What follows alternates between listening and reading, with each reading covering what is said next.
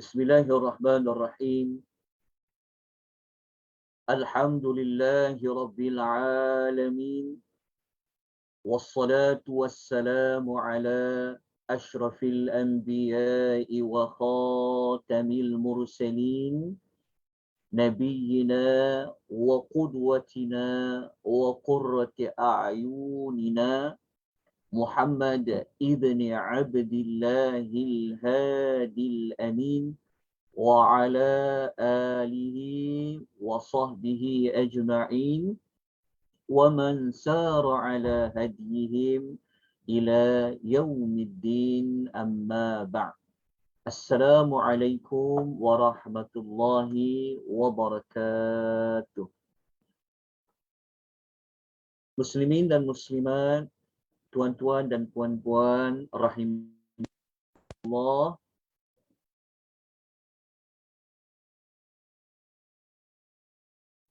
Alhamdulillah, kita bersyukur sebanyak-banyaknya kepada Allah Subhanahu Wa Taala pada malam ini, seperti yang dijadualkan kuliah mingguan kita setiap hari Khamis pada jam 9 suku. Kita akan membicarakan tentang perjalanan kisah Nabi Allah Musa alaihi wassalatu wassalam di dalam Al-Quran. Begitu juga kita akan berpandukan kepada hadis-hadis Nabi SAW. Alhamdulillah, Allah berikan kita keizinan pada malam ini. Allah memberikan kita taufik. Allah memberikan kita hidayahnya. Allah membimbing kita. Allah memberikan kita kekuatan untuk kita sama-sama mengambil manfaat pengisian ilmu kita pada malam ini. Di samping kita mengetahui kisah Nabi Allah Musa, kita juga akan dapat memahami ayat-ayat yang berkaitan dengan Nabi Allah Musa alaihi wassalatu wassalam. Alhamdulillah, malam ini merupakan siri yang ke-21. Untuk rujukan malam ini, tuan-tuan dan puan boleh ambil nota, tuan-tuan dah biasa tahu. Tapi saya izinkan saya mengulang-ulangkan, mengingatkan bahawa nota-nota bagi pengisian yang dianjurkan oleh Akademi Tadabbur Malaysia dan beberapa penganjur lain, tuan-tuan dan puan boleh dapati nota tersebut berada di link Google Drive. Kalau tuan-tuan nak tahu maklumat untuk kuliah mingguan, kalau tuan-tuan nak tahu apa kuliah-kuliah baru yang akan diadakan, saya galakkan tuan-tuan berada di dalam Telegram Akademi Tadabbur Malaysia. Dan sesiapa yang ingin mengikuti pengisian kisah Nabi Allah Musa ini, kalau ada yang terlepas mana-mana siri, tuan-tuan dan puan boleh menonton semula rakaman di FB Akademi Tadabbur Malaysia. Kalau tak jumpa juga, nanti tolong maklumkan. Baik, malam ni kita akan menyambung kisah Nabi Allah Musa, yang mana kita masih lagi membicarakan kisah Nabi Allah Musa pada fasa yang ketiga daripada 6 fasa kisah Nabi Allah Musa. Fasa yang ketiga ini merupakan fasa Nabi Allah Musa alaihi wassalatu wassalam bersama dengan Nabi Harun. Masih lagi penceritaan tersebut bersama Fir'aun dan pembesar-pembesar Fir'aun. Maknanya masih lagi Fir'aun masih lagi hidup. Tetapi kisah ni dah nak masuk kepada penghujung kehidupan Fir'aun. InsyaAllah kita akan bincangkan pada malam ini.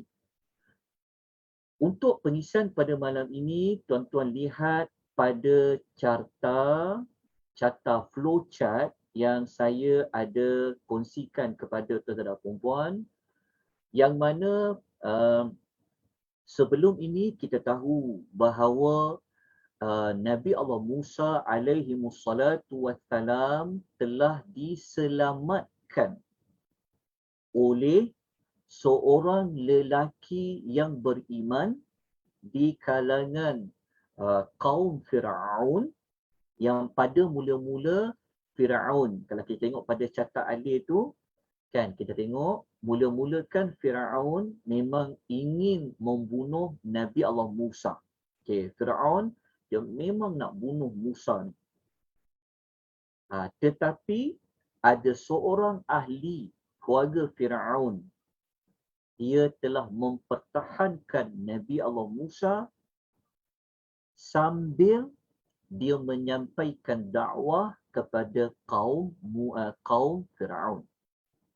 Ini kita telah cerita pada dua siri. Siri yang ke-20 dan siri yang ke-19. Dan akhirnya Firaun tidak jadi untuk membunuh Nabi Allah Musa alaihi wassalatu wassalam. Itu kita telah cerita pada siri yang ke-20. Jadi malam ni kita nak belajar tentang apa pula? Kita nak sambung kronologinya.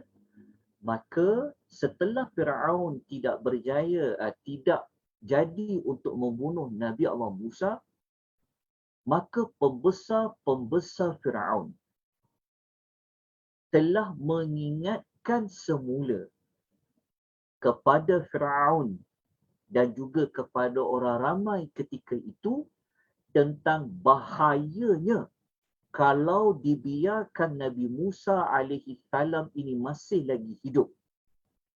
Nabi Musa ni kalau kita biarkan dia, kan, dia masih hidup dekat negeri Mesir ini, dia ni sangat bahaya.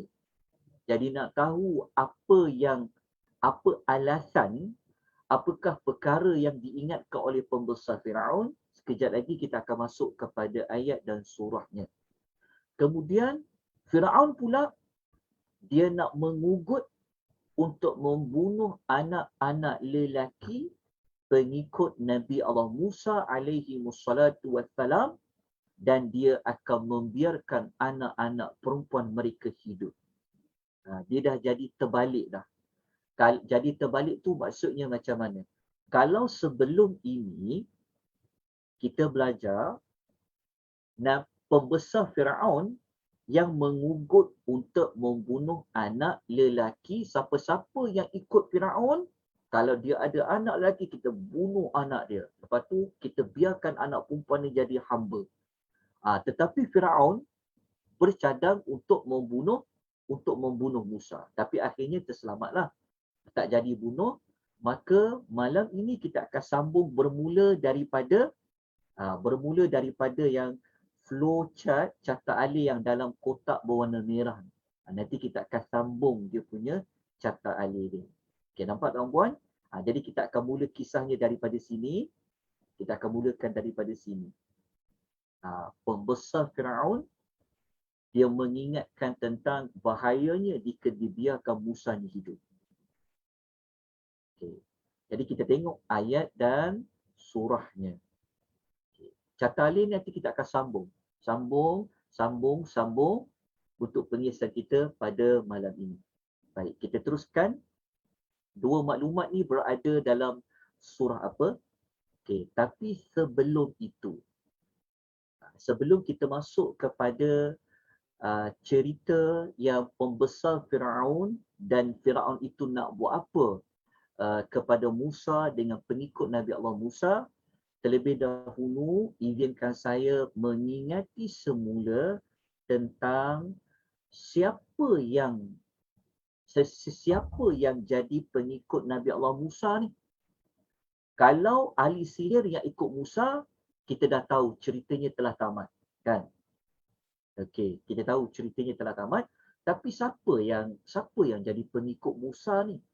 Sampaikan mereka cadang nak bunuh, nak mengugut siapa-siapa jadi ikut pengikut Musa akan dibunuh anak dia kalau ada anak lelaki dan perempuan, dibiarkan hidup. Siapa dia?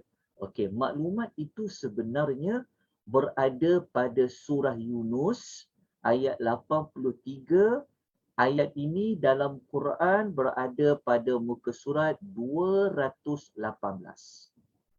Muka surat 218. Allah Subhanahu wa taala berfirman, A'udzu billahi minasyaitonir rajim. Fama amana li Musa illa dhurriyyatun min qaumihi ala khawfin min fir'auna wa mala'ihi. Maka tidak ada yang nak beriman kepada Musa melainkan sebilangan kecil daripada keturunan kaumnya. Nya dekat sini ni, kaumnya, qaumihi, kaumnya di sini merujuk kepada Bani Israel. Bukan kaumnya merujuk kepada kaum Firaun, tak. Tetapi yang beriman kepada Nabi Musa ni adalah sedikit daripada ramainya Bani Israel di Mesir tu. Macam mana kita tahu sedikit? Sebab ada perkataan min. Min di sini merujuk kepada li tab'id, merujuk kepada sebahagian dia. Bukan merujuk ramai. Tapi dia merujuk kepada bilangan sedikit min qaumihi, daripada kaum Musa.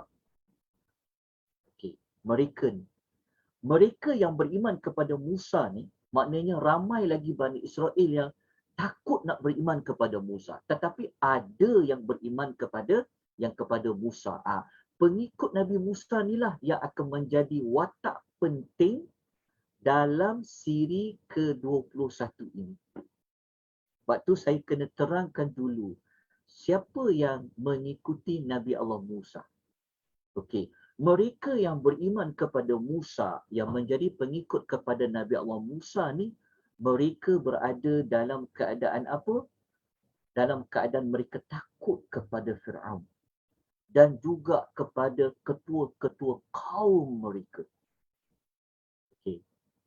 Lepas tu, yang ramai-ramai itu, kenapa mereka Bani Israel itu mereka tak nak ikut Musa?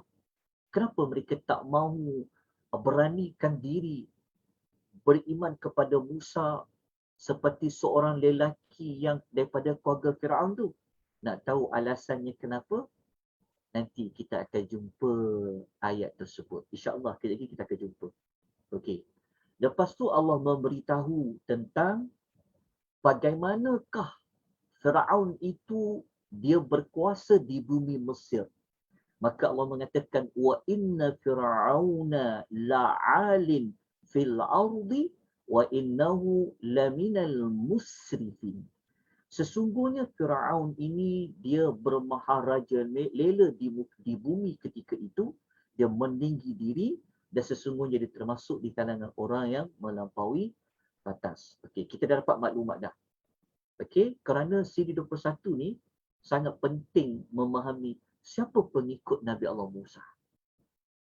Okey, cerita tentang ahli sihir dah selesai, tamat dah cerita ahli sihir. Lepas tu cerita lelaki di kalangan orang Firaun, kaum Firaun yang beriman telah selesai dah. Tetapi kita masuk kepada karakter yang baru, cerita yang baru, pengikut Nabi Allah Musa yang sedikit daripada ramai-ramai Bani Israel. Dan mereka berada dalam keadaan yang sangat takut kepada Firaun. Okey, ingat ayat ini. Mereka berada dalam keadaan yang sangat takut kepada Firaun. Okay, sebab mereka tahu Firaun tu buat apa. Maknanya mereka menjadi pengikut Nabi Allah Musa. Okey, kita lanjutkan cerita dia. Okey, surah Al-A'raf ayat 127, 28, 29, ayat ni kalau nak rujuk dalam Quran berada pada muka surat 165. Jika saya ada tersilap menyebutkan nama surah ke, nombor surah ke, nombor ayat atau nombor muka surat, saya sangat alu-alukan untuk membuat teguran kepada saya. Okay, saya sangat beruntung, saya sangat bertuah jika ada mana-mana yang boleh membetulkan kesalahan saya. Okey. Jadi 3 ayat ni dalam surah Al-A'raf ni, inilah ayat yang kita nak sebut yang 2 perkara di bawah tu. Yang saya letakkan dalam kotak merah ni, dalam kotak berwarna merah ni kan. Dekat inilah 2 ayat tadi tu. Ayat tersebut rujukannya. Okay, kita tengok ayat dia. Allah Subhanahu wa taala berfirman pada ayat 127. Okey, ayat 127 ni dalam suratul Al-A'raf, tuan-tuan akan mengetahui watak pembesar Firaun dengan Firaun. Saya dah warnakan maklumat tersebut. Allah kata wa qalal mala'u min qaumi Firaun. Dan ketua daripada kaum Firaun berkata. Maknanya ketua Firaun itu dia berkata. Dia berkata apa? Atadharu Musa wa qaumahu liyufsidu fil ardi. Ini alasan yang pertama. Yang pembesar-pembesar Firaun, disebabkan Firaun tak jadi nak bunuh Musa ni, maka mereka rasa macam, kenapa tak jadi nak bunuh Musa ni? Maka mereka mengingatkan kepada Firaun dan orang ramai tentang bahayanya membiarkan Nabi Musa ni. Lepas tu mereka pun mengatakan, jadi alasan pertama, mereka mengatakan, inilah alasan pertamanya, mereka kata, adakah engkau, iaitu Firaun, nak biarkan Musa dan kaum dia melakukan kerosakan di bumi tu maksudnya di Mesir.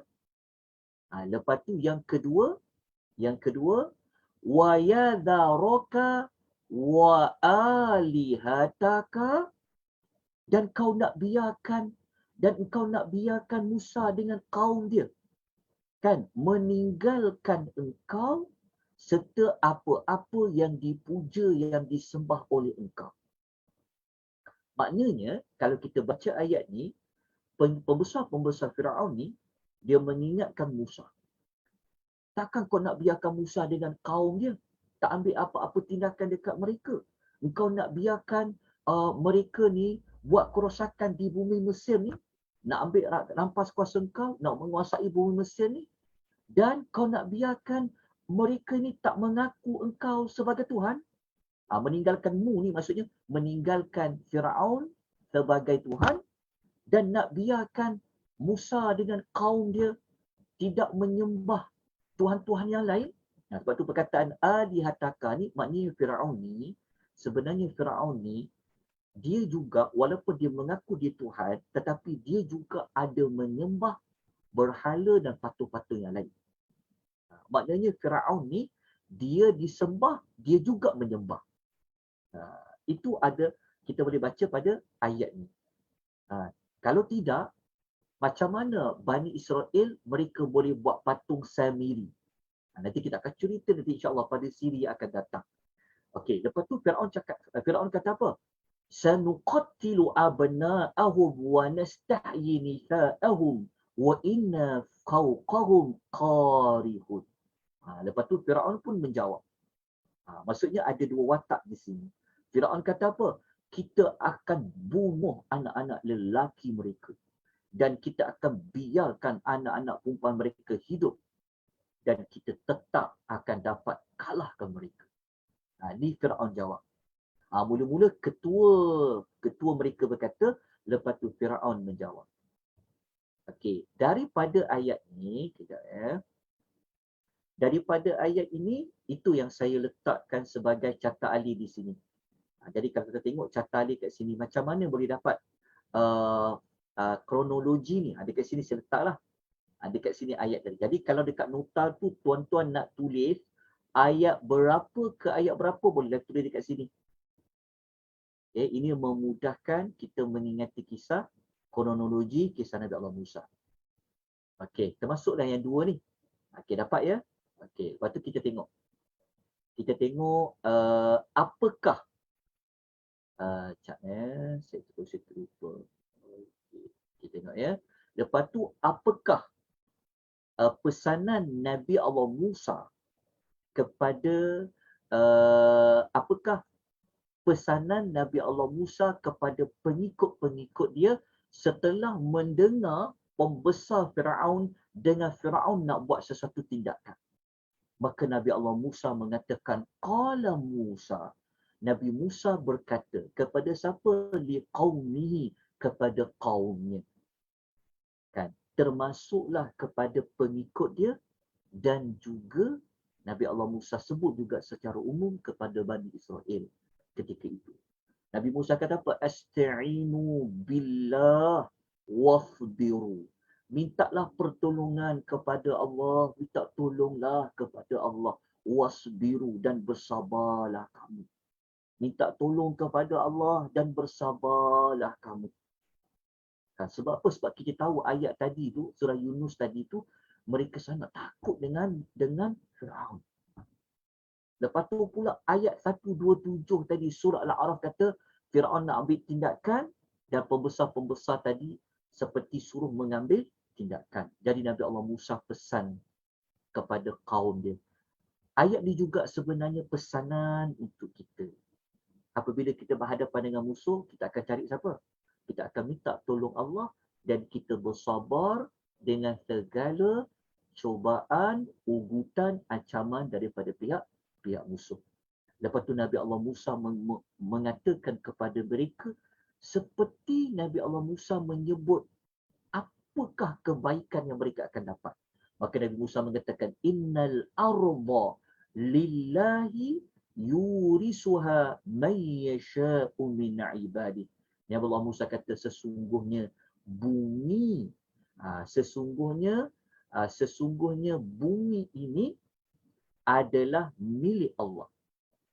Nabi Allah Musa nak mengatakan bahawa bumi ini, termasuklah bumi Mesir ini, dia adalah milik Allah. Okay. Yurisuha man yasha'u min ibadi. Yang Allah wariskan kepada sesiapa yang Allah kehendaki daripada hamba-hambanya.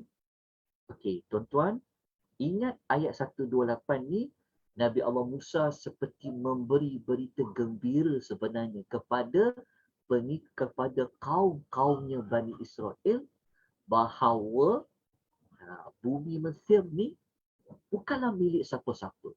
Tapi bumi Mesir ini, bumi ini adalah milik Allah. Allah berhak nak beri kepada siapa yang kuasai bumi Mesir tu. Jadi seolah-olah ayat ni nak menyebutkan bahawa apa? Ayat ni dia seolah-olah nak menyebutkan bahawasanya bumi Mesir ni Bani Israel berpeluang untuk mewarisinya. Walaupun Nabi Musa tak sebut secara terang-terang, tapi nanti ayat yang selepas ini kita akan jumpa yang Nabi Allah Musa dia mengulang sekali lagi tentang mewarisi bumi ini. Lepas tu Nabi Allah Musa memberikan satu kata-kata wal aqibatu lil muttaqin. Kesudahan yang baik itu adalah bagi orang yang bertakwa. Maknanya Nabi Allah Musa memberikan janji. Kan, kalau orang yang bertakwa ni kan dia mengambil jalan untuk takut pada Allah, dia berusaha melindungi diri dia daripada azab Allah, dia panggil orang bertakwa ni, pasti dia akan dapat nanti kebaikan dia. Pasti dia akan dapat hasil dia. Pasti dia akan berjaya. Okay, itu ayat 128. Kemudian ayat nombor 129. Ayat 129 ni kita mendapat jawapan kenapa ramai Bani Israel mereka tak nak beriman kepada Musa lagi. Kenapa mereka takut sangat nak beriman kepada Musa? Ayat 129 memberikan jawapan. Qalu ni maknanya mereka merujuk kepada Bani Israel. Macam mana kita tahu ayat 129 ni Bani Israel yang berkaitan dengan Bani Israel? Sebab ayat 128 Musa cakap apa? Kalau kita baca ayat 128, kan Musa cakap dekat kaum dia. Liqaumihi. Musa berkata kepada kaum dia. Kaum dia tu tentulah Bani Israel. Okey, jelas? Okey. Ayat 129, kaum dia menjawab. Kaum dia kata, qalu uzina min qabli an ta'tiyana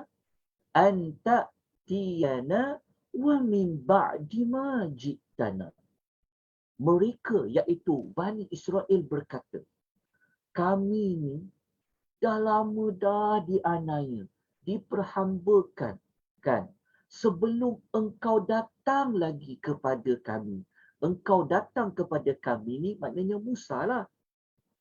Jadi mereka kata, Musa, sebelum kau datang dekat Mesir ni, kan, kau datang dakwah dekat sini, sebenarnya kami dah diperhambakan dah oleh Firaun ni. Dan selepas engkau datang kepada kami pun, kami tetap juga diperhambakan. Kami tetap dianiaya, kami tetap ditindas. Jadi mereka nampak macam walaupun Musa ni mengaku dia ni utusan Allah, tapi Firaun tetap juga nak apa? Nak ugut mereka, nak bunuh anak-anak lelaki mereka, nak perhambakan anak perempuan mereka. Tetap mereka dihina, tetap mereka ditindas. Nampak tak? Kita jumpa alasan.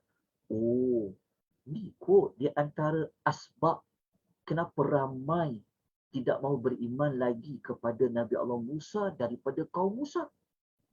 Tambah-tambah, ialah mesti dikaitkan juga dengan macam Musa tak menang pun lagi. Ni dipanggil orang yang tak sabar. Kan? Lepas tu pula, mereka macam tak percaya apa kata Musa. Tapi Nabi Allah Musa tak putus asa. Dia cakap apa? Nabi Musa qala. Qala dekat sini merujuk kepada Musa. Qala asa rabbukum ayyuhlika aduwakum wa yastakhlifakum fil ardi fayanzura kaifa ta'malun. Nabi Allah Musa kan dia seorang rasul, kan. Tentulah dia kata-kata dia tentulah wahyu dari Allah. Tentulah bawah bimbingan Allah. Maka Musa dia jawab apa? Sekejap ya. Saya kontrol sikit suara. Lalu Musa dia cakap apa? Musa cakap mudah-mudahan. Maknanya moga-moga Rob kamu akan membinasakan musuh-musuh kamu. Nabi Musa ni, dia cakap kalau kita belajar asa, kalau ada perkataan asa, merujuk kepada sesuatu yang dia memang boleh berlaku. Dia bukan angan-angan kosong, bukan impian yang tak akan berlaku. Tak, perkataan asa ni merujuk kepada yang memang boleh terjadi. Jadi Musa kata asa, dia kata mudah-mudahan, moga-moga Rob kamu akan membinasakan musuh kamu dan menjadikan kamu khalifah mewarisi bumi itu. Kali kedua Nabi Allah Musa menyebutkan tentang kamu boleh menguasai bumi itu. Tentulah bumi apa? Kalau konteks tu merujuk kepada bumi Mesir. Kali kedua Nabi Allah Musa sebut. Lepas tu Nabi Allah Musa mengatakan, fayanzura kaifa ta'malun. Kemudian nanti Allah Ta'ala itu pula akan memperhatikan perbuatan kami. Dari Nabi Allah Musa ni, kalau kita baca ayat 129 ni, seperti Nabi Musa ni kata Bani Israel akan menang. Bani Israel boleh mengalahkan siapa? Mengalahkan musuh mereka, iaitu Firaun dan pembesar-pembesar Firaun. Dan kalau kita baca ayat ni, nampak seperti Nabi Musa ni memberikan satu berita gembira yang mereka boleh mewarisi negeri Mesir tu, dan nanti mereka pula yang akan menguasai Mesir.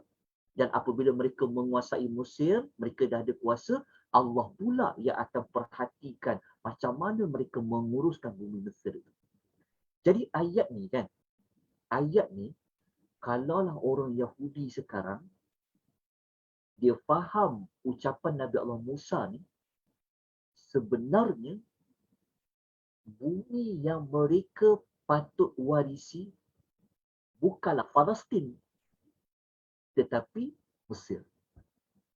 Maksud dia, ayat ni dua kali kita jumpakan. Ayat 128 dengan ayat 129, surah Al-A'raf menyebut yang Bani Israel ini sebenarnya Allah berikan mereka bumi apa sepatutnya yang mereka dapat warisi, kan. Tapi orang Yahudi sekarang, mereka mengatakan seolah Palestin itulah tempat mereka dipilih oleh Allah untuk buat negara mereka. Sebenarnya kalau mereka ni, dia beriman kepada ayat Quran ni, dia tahu maklumat ni, Nabi Musa cakap, bukan dekat Palestin, tapi di Mesir. Okay, kita tak mau panjangkan cerita tu, tapi dia ada maklumat di sini. Okey, kita lanjutkan lagi. Okey, kita terus sambung lagi. Apa lagi yang berlaku? Okey, maaf, saya tak sambung maklumat ni tadi. Saya seperti tertinggal maklumat ni. Tidak tahu puan bagi ini ke saya tadi. Allahumma salli wa sallim. Okey, tuan-tuan tinggalkan yang ambil yang ni tak payah guna carta alih ni. Kita nak ambil carta alih yang ni. Kita nak ambil carta alih yang ni. Ni kita nak ambil carta alih yang ni. Tengok carta alih ni. Okey. Sekarang kita nak bincang tentang apa? Kita nak sambung kronologinya pasal apa? Okey, di sini. Perhatikan baik-baik. Okey. Tadi kan Allahu Akbar. Oh, dia macam ni.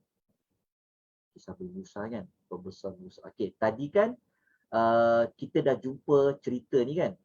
Dia tak apa. Maklumat dia betul, cuma saya bulatan merah ni tak kena. Okey. Tadi kita dah belajar sampai sini. Betul? Kita dah selesai kan? Sampai sini. Okey, dah selesai. Ayat 1 apa? 127, 128, 129. Dah habis tak? Sekarang kita nak sambung yang dekat sini. Ni sambungan dia. Sambungan dia, Nabi Allah Musa, okey, dia meminta kepada Nabi Allah Musa meminta agar Nabi Allah Musa alaihi salam dengan pengikut dia dilepaskan.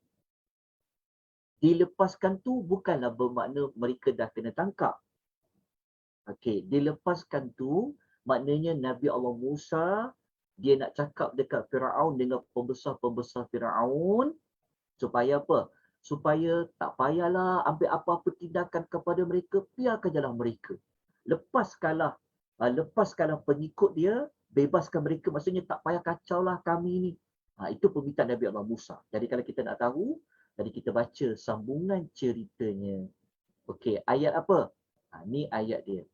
Ceritanya adalah pada ayat surah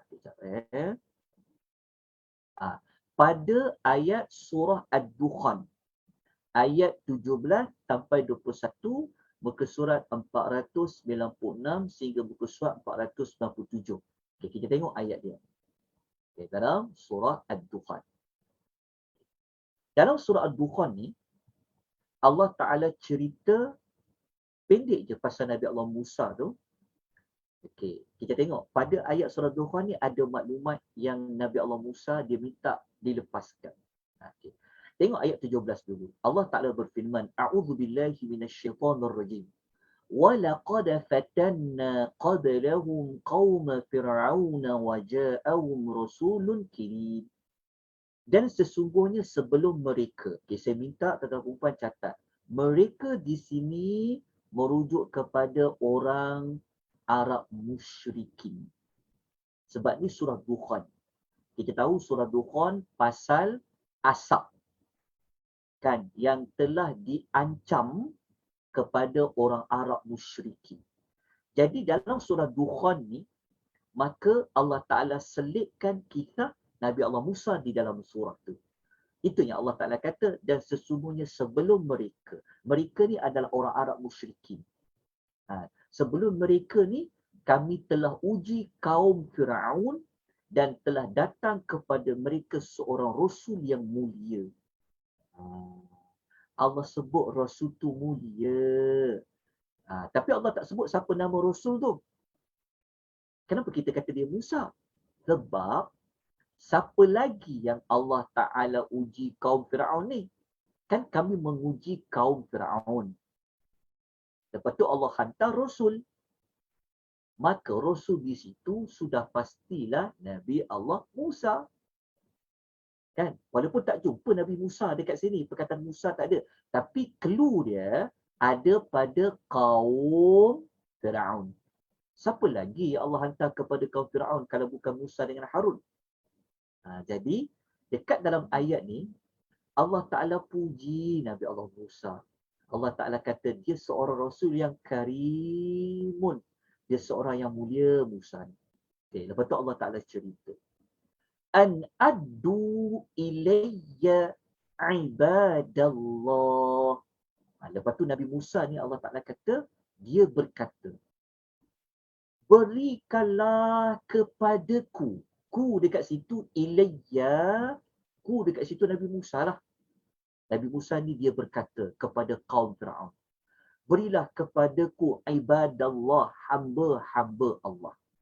Jadi salah satu pentafsiran ayat ni kata Al-Imam Tabari, berilah kepadaku hamba-hamba Allah ni maksudnya Musa cakap apa?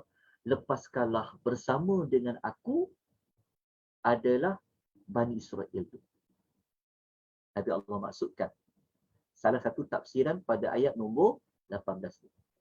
Lepas tu Nabi Musa cakap ini lakum rasulun amin. Dia kata sesungguhnya aku ni memang seorang rasul yang amanah. Maknanya Nabi Allah Musa kukuhkan apa dia cakap tu adalah betul. Dia dihantar oleh Allah. Maka permintaan dia ni tolonglah ditunaikan. Dia minta supaya lepaskan Bani Israel mengikuti beliau. Kenapa dia kata hamba-hamba Allah? Untuk menunjukkan bahawa Tuhan sebenar bukan Firaun. Tuhan tu adalah Allah. Jadi dipanggil Bani Israel itu juga sebagai hamba Allah. Okey, dapat maklumat tersebut? Okey, kita lanjutkan lagi. Ada lagi ayat dia. Lepas tu Nabi Allah Musa memberikan pesanan. Wa alla ta'alu 'ala Allah. Dan janganlah kamu semua ni nak mendiri diri kepada Allah. Jangan nak sombonglah kamu ni kepada Allah. Inni atikum bisultanin mubin. Sesungguhnya aku membawa kepada kamu bukti yang jelaslah seperti mukjizat itu. Okey, kemudian Nabi Allah Musa mengatakan wa inni a'udzu birabbi wa rabbikum an tarjumun. Dan sesungguhnya aku berlindung dengan Rabbku dan Rabb kamu. Rob aku dan Rob kamu tu Allah lah daripada ancaman kamu untuk merejamku. Lepas tu kita teruskan pada ayat nombor 21. Ayat 21 Musa cakap apa? Wa illam tu'minu li. Dan kamu semua ni kalau tak nak beriman dengan kerasulan aku, kalau tak nak beriman kepada aku, kata Nabi Musa, sebab Nabi Musa tak boleh paksa. Kan dia telah bawa hujah, dia telah tunjukkan bukti, dia tunjukkan mukjizat dia. Kan dia dah cakap dah bermacam-macam. Nabi Musa cakap, kalau kau tak beriman dengan kerasulan aku, Nabi Musa kata apa? Fa'tazilun. Maka tinggalkanlah kami semua. Tinggalkanlah kami ni maknanya abaikanlah kami. Maknanya biarkanlah kami, lepaskanlah kami. Kan? Maksudnya tak payahlah nak bunuh anak-anak lelaki. Biarkan hamba-hamba perempuan jadi apa? Jadi hamba. Tak perlu nak bunuh dia, nak rejam Musa ke. Tinggallah kami. Kalau korang tak nak beriman kepada kami, abaikanlah kami, ignore je. Okey, itu ucapan Nabi Allah Musa dalam cerita Nabi Allah Musa dalam surah Ad-Dukhan. Maka daripada surah tu, kita selesailah maklumat apa? Selesailah maklumat ni. Dah selesai maklumat ni. Nampak tak sambungan dia? Jelas saya nampak nak panah nak? Ikut tengok nak panah. Ni kronologi dia. Okey, sekarang kita nak masuk kepada sambungan cerita dia apa? Lepas Nabi Allah Musa minta dilepaskan bersama dengan pengikutnya, maka Nabi Allah Musa pesan kepada pengikut-pengikut dia supaya bertawakallah kepada Allah. Sebab apa? Sebab Firaun dengan kaum pembesar dia, akan tunai tak permintaan Nabi Musa agak-agak? Mereka akan tunai tak permintaan Nabi Allah Musa? Jawapannya sebenarnya tidak. Macam mana kita tahu tidak? Quran tak cerita maklumat tu. Quran tak cakap pun kata Firaun jawab balas. Tak akan ku tunaikan. Tak ada kan? Kita tak jumpa kan? Tapi sebenarnya ada. Tapi ada tu nanti kita akan jumpa pada kronologi yang sikit lagi kita akan jumpa. InsyaAllah lagi kita akan jumpa jawapan sebenarnya memang pembesar Firaun dengan pembesar Firaun tak akan tunaikan permintaan Nabi Allah Musa. Mereka tak akan lepaskan Bani Israel tu. Mereka tak akan lepaskan. Mereka tak akan ignore isu, mereka tak akan biarkan Musa tu sewenang-wenangnya buat sesuka hati dekat bumi Mesir tu. Okay. Jadi, apa tindakan Musa? Nabi Allah Musa membuat pesanan kepada pengikut dia supaya bertawakallah kepada Allah. Sebab dah habis ikhtiar dah, maka bertawakallah kepada Allah. Serahkanlah kepada Allah apa yang berlaku. Kan? Nabi Allah Musa dah minta permintaan, maka serahkan kepada Allah. Jadi kita nak tahu flow ini, cerita ni, maka kita rujuk surah Yunus ayat 84 dengan sampai 86, muka surat 218. Kita baca pada ayat ni. Okay, tengok apakah yang Allah cerita kepada kita. Wa qala Musa ya qaum. Dan Musa itu dia berkata, wahai kaumku, dia kata, in kuntum amantum billah.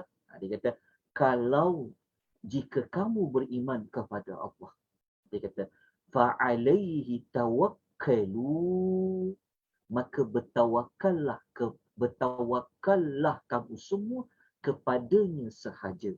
In kuntum muslimin, jika kamu benar-benar orang yang Islam. Dekat sini ada pesanan apa? Terang-terang kita jumpa ayat ni di sini. Saya dah warnakan dengan warna apa? Dengan warna biru. Tengok Nabi Musa cakap dekat kaum dia. Selepas permintaan dia nak diignore, tak ambil dia peduli, maka dia kata, jika kita beriman kepada Allah, kita percaya tentang Allah, yakin pada Allah, kita serahlah urusan itu kepada Allah. Apa nak jadi, kita serahlah kepada Allah. Kan? Jika kita juga seorang yang benar-benar Islam, seorang yang menyerah diri, maka kita serahkanlah jiwa raga kita, apa yang akan berlaku kita kepada Allah. Okay. Adakah pengikut dia, kaum dia yang ikut dia, mereka bertawakal kepada Allah? Kita baca pada ayat nombor 85. Pengikut dia kata apa? Faqalu 'ala Allahi tawakkalna. Lalu mereka berkata, mereka membuktikan mereka ni percaya kepada Allah. Mereka membuktikan mereka ni orang yang benar-benar Islam. Lalu mereka berkata, kepada Allah lah jua kami berserah. Selepas Musa pesan tadi, kaum dia pengikut kata, ya, kepada Allah lah kami akan bertawakal. Lepas tu mereka doa kepada Allah. Rabbana la taj'alna fitnatan lil qaumil zalimin. Mereka mengatakan, ya Rabb kami, jangan engkau jadikan kami ni sasaran fitnah bagi kaum yang zalim. Lepas tu mereka menyambung dalam doanya, wa najina bi rahmatika minal qaumil kafirin. Mereka mengatakan, dan selamatkanlah kami ya Allah dengan rahmat-Mu daripada angkara kaum yang kafir. Doa ni, siapa yang ada mengikuti doa-doa terbaik dalam Al-Quran, setiap hari Isnin pagi, jam 9 pagi, kita dah belajarlah doa ni. Kita dah ambil dah doa ni. Ada pada nota doa-doa terbaik di dalam Al-Quran. Kalau tuan-tuan ikuti pada minggu hadapan hari Isnin jam 9 pagi, belajar tentang doa-doa terbaik dalam Quran, kita dah nak sampai firi yang ke-19 dah. Tapi doa ni ada. Jadi moga-moga siapa yang hafal doa ni untuk selamat daripada orang-orang yang zalim, daripada fitnah orang yang zalim, termasuk orang yang kafir, sangat-sangat sesuai diambil doa ni, dibaca. Sebab orang kata doa Rabbana kan, dekat sini ada, sampailah hujung ni. Barulah kita tahu asal usul doa ni. Apa makna sasaran fitnah? Okey, kalau kita baca terperinci, mereka ni minta pada Allah supaya mereka ni tidaklah diazab, tidaklah diambil tindakan seperti mana yang pembesar Firaun sebut dan juga apa yang Firaun sebut. Mintalah Allah selamatkan mereka. Lepas tu fitnah ni juga menunjukkan bahawa janganlah menyebabkan mereka diazab, mereka disiksa ni menunjukkan bahawa mereka ni kalah. Allah Ta'ala tak tolong mereka. Dia jadi macam ni.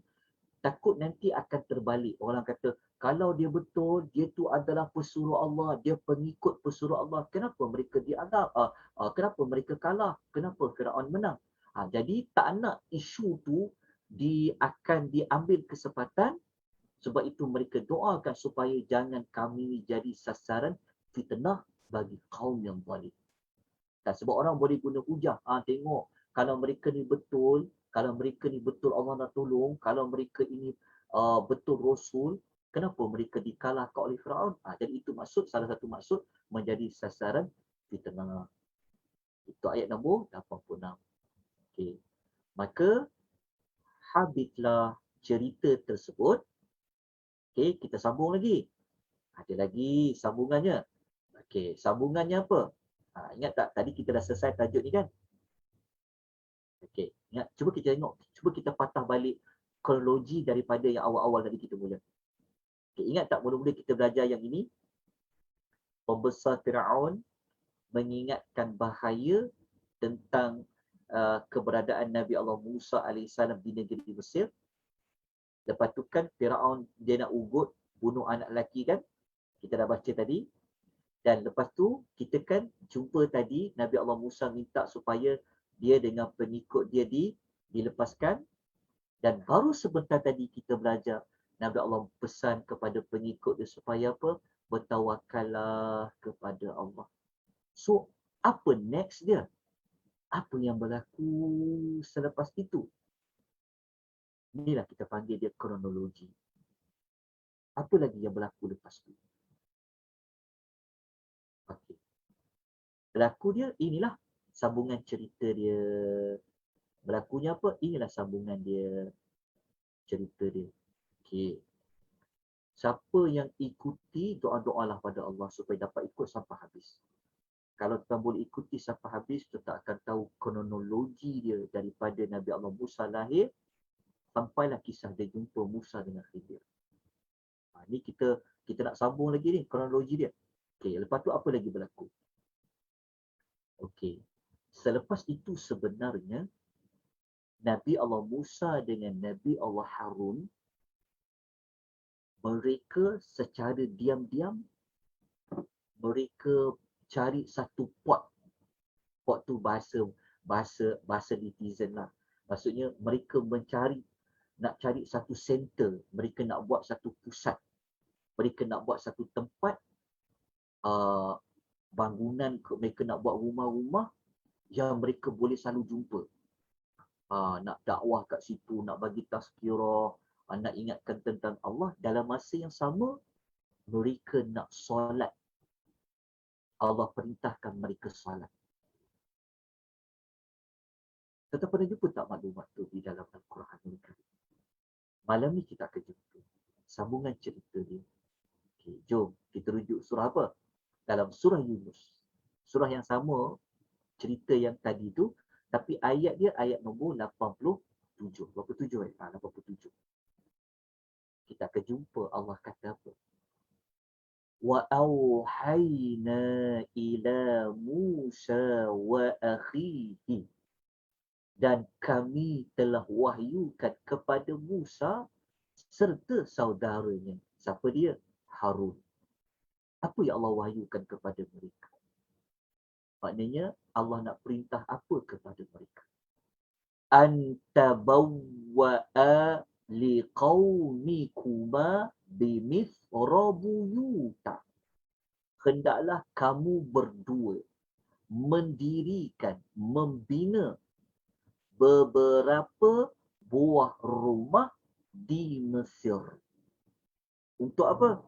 Untuk menempatkan kaum kamu. Dia buat beberapa center, dia buat beberapa rumah di Mesir. Lepas tu Allah minta buat apa? Waja'alu buyutakum qiblah. Dan jadikanlah rumah-rumah yang kamu bina itu sebagai qiblat. Jadikan juga rumah tu sebagai surau lah, tempat masjid untuk mereka. Wa aqimus solah, dan dirikanlah solat di rumah yang telah kamu dirikan itu.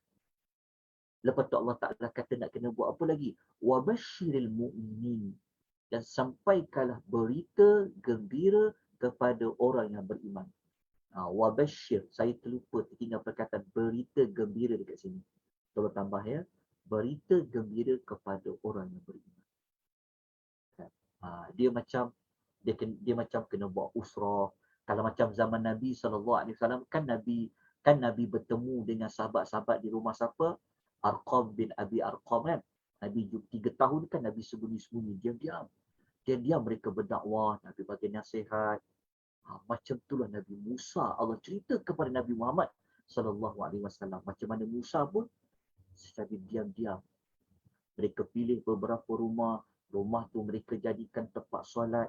Di rumah itulah juga mereka menyampaikan ilmu, memberikan peringatan, bagi semangat kepada pengikut-pengikut dia. Firaun tak tahu ke? Jawapannya tak tahulah. Sebab Allah tak cerita pun yang Firaun tu tahu. Maknanya, sebab tu saya tulis tadi dekat situ, mereka buat secara diam-diam. Okay. Jelas puan? Lepas tu, apa lagi yang berlaku dekat Musa dengan Firaun ni? Kepada Musa dengan pengikut dia. Apa yang berlaku dekat Firaun dengan pembesar-pembesar dia? Okey, jom kita sambung lagi. Apa yang berlaku? Inilah yang berlaku. Ni, negeri Mesir telah dilanda musim kemarau dan tanam-tanaman mereka, khususnya buah-buahan mereka itu, tidak keluar hasil dan negeri Mesir telah ditimpa azab. Kalau kita Singapura dilanda tondak, apa? Dilanda ikan tu kan. Maka Mesir ditimpa azab. Sebab apa? Sebab mereka tak nak beriman juga kepada Musa. Kan Musa ada pesan tadi. Siapa unggup bunuh, akhirnya Allah timpa negeri Mesir dengan pelbagai perkara-perkara yang pelik. Mula-mula Allah hantar mereka dengan musim kemarau dan kekurangan tanam-tanaman. Tuan-tuan, negeri Mesir ni sangat subur dengan pertanian. Kalau nak tahu, kita kena kembali mengingati kisah Nabi Allah Yusuf. Sebab Mesir sebelum ni, mereka diperintah oleh Nabi Allah Yusuf. Kan yang subur. Bayangkan Mesir tu punya subur. Kan kita belajar kisah Nabi Allah Yusuf tu sampai dia keluar hasil 7 tahun dia boleh simpan makanan tu, gandum-gandum tu untuk 7 tahun yang tak keluar hasil. Maknanya kalau sekali dia keluar hasil kan banyak kan. Lepas tu kenapa kita nak kaitkan dengan Nabi Allah Yusuf? Ingat balik kisah siri nombor 20 dan nombor 19 yang seorang lelaki yang beriman tu dia telah mengingatkan Firaun dengan kaum Firaun tentang Nabi Allah Yusuf. Sebab negeri Mesir ni mereka ingat tentang jasa sumbangan besar Nabi Allah Yusuf. Jadi cara Allah nak bagi mereka ni bertaubat, nak bagi mereka ingat tentang kesalahan mereka, maka Allah landa negeri Mesir ini dengan pelbagai musibah. Okey, kita tengok ayat dia. Tengok ayat dia. Suratul Al-A'raf. Ayat 130 sehingga ayat 135 boleh dijumpai ayat-ayat ini pada muka surat 165 sampai 166. Saya sebutkan muka surat ni supaya nanti kalau tuan-tuan ada Quran terjemahan, tuan-tuan tandalah. Ikut flow yang saya buat ni. Kalau budak nak ingat. Inilah. Buat macam ni. Buat satu tagging, letak tajuk ni. Letak dekat muka surat tersebut. Nanti satu hari nanti kan nak cerita kisah ni pada anak-anak, nak cerita pada cucu-cucu, ceritalah kisah-kisah Nabi. Daripada kita banyak hidangkan cerita tentang kisah-kisah yang dongeng, walaupun ada moral lah, mesti ada moral lah. Kita kisahlah cerita Nabi. Janganlah sampai zuriat kita, anak-anak kita langsung tak tahu kisah-kisah benar di dalam Al-Quran. Lepas tu kita baca lagi. Kita tengok ayat dia. Allah kata apa? Ayat 130. وَلَقَدْ أَخُذْنَا آلَ فِرْعَوْنَ بِالسِّنِينَ. Dan sesungguhnya kami telah menimpakan kepada siapa? Kepada ahli Fir'aun, kepada Fir'aun dan kaumnya. Kenapa saya letak dalam kurungan ni? Sepatutnya tak letak dalam kurungan pun tak apa. Sepatutnya kurungan tu dia letak dekat sini. Kepada ahli Fir'aun. Dia sepatutnya tak perlu letak kurungan lah. Buang kurungan ni. Sebab ayat tu memang jelas lah. Buang kurungan ni. Sesungguhnya kami telah menimpakan kepada Fir'aun dan kaum dia lah, ahli Fir'aun ni, dengan apa? Bisini. Sini ni adalah musim kemarau. Musim kemarau. Tak ada air. Tuan-tuan bayangkan. Dekat Mesir tu ada laut apa? Kan ada sungai Nil kan? Macam mana sungai yang penuh dengan air, boleh air tak ada? Allah bagi satu zaman ketika itu musim kemarau. Kan hujan tak turun, panas. Bayangkan air kat sungai pun boleh tak? Boleh jadi tak ada. Sebab musim kemarau lah, tentulah air itu menjadi kering. Kita pernah tengok kan cerita benar berlaku dekat negara kita tahun bila? Tahun lepas kot. Kedua tahun sebelum ni yang hatakan sungai terbesar dekat Semenanjung di Sungai Pahang tu pun boleh kering. Allah buat. Maka cuba kita bayangkan di negeri Mesir, macam mana sungai Nil mereka. Kan sungai yang mak Nabi Allah Musa letakkan Musa dulu waktu kecil jadi bayi tu. Bayangkan boleh kering. Lepas tu Allah Ta'ala kata apa yang berlaku lepas tu? Dalam masa yang sama. وَنَقْفٍ مِنَ الثَّمَرَاتِ. Mereka kekurangan buah-buahan. Inilah juga kesan daripada musim kemarau tersebut. Mereka juga berlakunya kekurangan buah-buahan. Okey. Kenapa Allah buat macam tu? La'allahum yadhakkarun. Semoga mereka mengambil pengajaran. Okey, semoga mereka mengambil pengajaran. Pengajaran tu semoga mereka ingat kenapa mereka ditimpa musim kemarau. Kenapa hasil-hasil tanam buah-buahan mereka tidak mengeluarkan hasil? Supaya mereka sedar, mereka insaf, mereka beriman kepada Nabi Allah Musa, beriman kepada Allah. Kan? Mereka akan tidak memzalimi lagi Bani Israel. Okey. Kita baca ayat yang berikutnya. Okey. Ini dua ni kita pernah belajar sebelum ni. Allah telah bekalkan Nabi Allah Musa ada 9 mukjizat. Ataupun kita kata ada 9 tanda. Ingat lagi tak? Sebelum kita belajar Nabi Allah Musa, Allah bekalkan Musa ada 9 tanda yang menunjukkan dia itu adalah Rasul. 9. Daripada 9 tu, 2 daripadanya iaitu mukjizat yang Nabi Allah Musa dicabar. Iaitu mukjizat apa? Tongkat dengan tangan. Kita faham. Itu di antara 9 tanda yang menunjukkan Nabi Musa ini seorang Rasul. 9 daripadanya, 2 itu yang paling utama, iaitu tongkat dengan apa? Dengan tangan diselupkan ke dalam baju, keluar cahaya. Kalau tongkat tu memang Nabi Musa ada orang yang mencabar dia. Tapi mukjizat yang selepas itu, macam musim kemarau dengan buah-buahan, tak ada pihak yang boleh lawan Nabi Allah Musa lah. Tak boleh lawan lah sebab siapa nak lawan bagi datangnya musim tak ada kemarau? Tak ada. Tapi kalau tongkat, Nabi Musa berhadapan dengan ahli sihir. So tuan-tuan tambah. Jadi kalau sampai dekat sini, ini adalah yang keempat lah daripada 9 tanda tu. Kan tis'a ayatin kan. Jadi dekat sini adalah yang bukan. Allah maafkan saya. Ini jadi yang ketiga lah daripada 9 ayatin. Dan sini yang jadi yang keempat. Maknanya ada lagi berapa? Ada lagi 5. 5 tu apa? Sat lagi, insyaAllah kita akan sampai kepada 5 lagi. Okey, cuma waktu kita sudah pun sudah pun sampai 1 jam dan nak masuk kepada 1 jam yang berikutnya.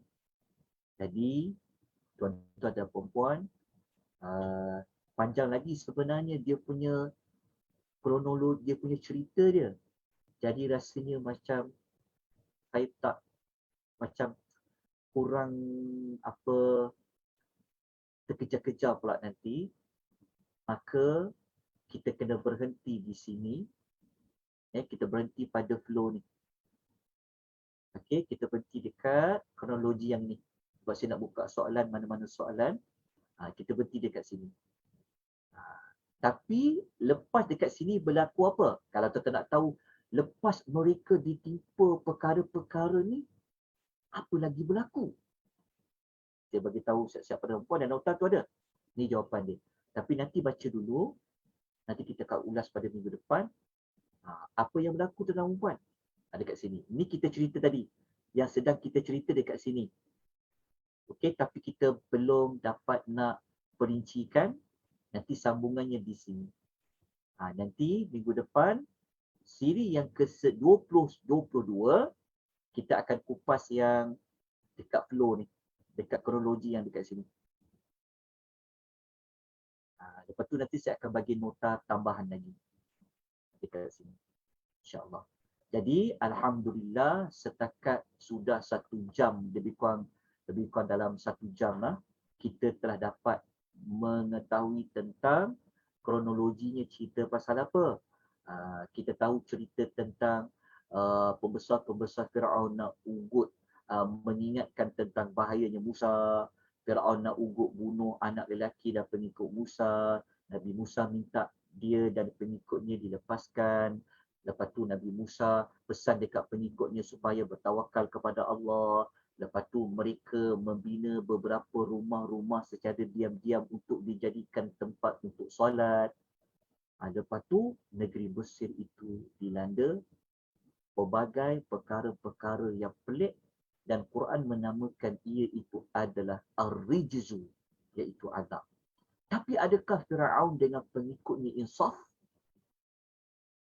Kita akan sambung nanti pada minggu hadapan.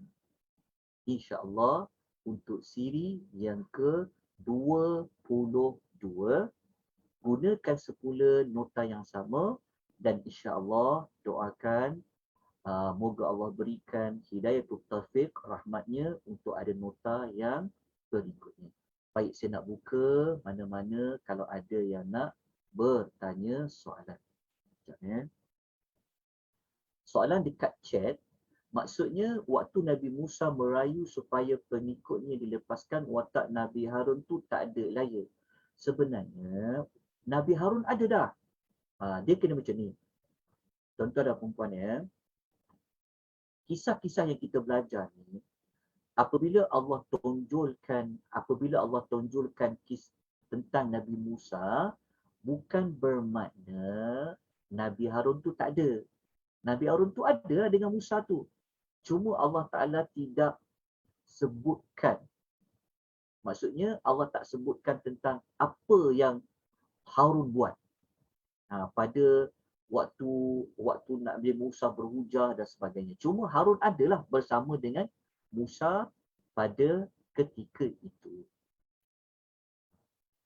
Tuan-tuan kena ingat dalam kisah ni, waktu Nabi Musa dia berdakwah kepada Firaun, memang masa tu dah memang bawa bersamanya adalah Harun.